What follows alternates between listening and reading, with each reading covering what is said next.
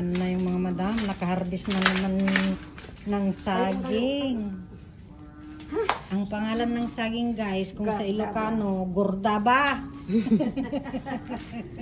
Ayan. Tama ni. Dari-dari dam. Diba? Baka next week, ano na yan? Hunog na. Naku, hindi makakaya danining timangan kas mo yun. Bagong data pa eh. Ni ano nga, ni Abil. Tawagan nyo si Abil. Kawawa naman sila. Para may ano din. Diba?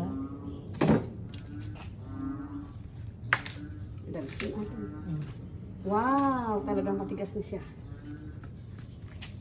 Ang galing talaga ng mga Ang mga senyora. Ang bigat yan, anuhin ba? Dalhin. Dalawa lang. Natiruan.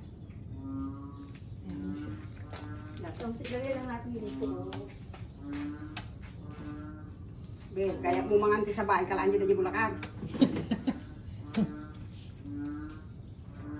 Pasahe ka ti 160. 200.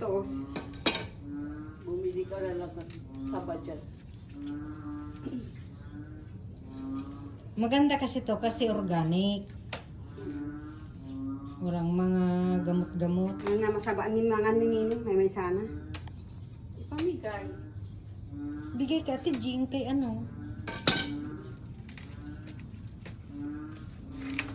Pabinta doon sa tindahan, bakit? Oo nga, pwede naman ibenta. Oo. Ano, dalhin lahat?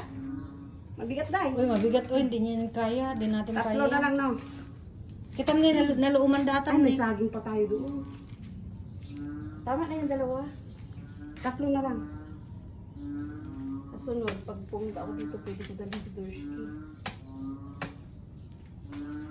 Kasama ko na ano. Masinog yan na ano, parte. May kutsilyo pa doon, oh. Ay, oo, talaga namang mahihinog na to siya. Masinog yan. Masinog yan. Buti na lang, kinuha na pala natin. Sabi ko sa'yo. Yan, ilang tatalim to dito. Dito de, ano na lang. Diba? Ay, Diyos ko, Lord. Yan, So, that's it. Thanks for watching.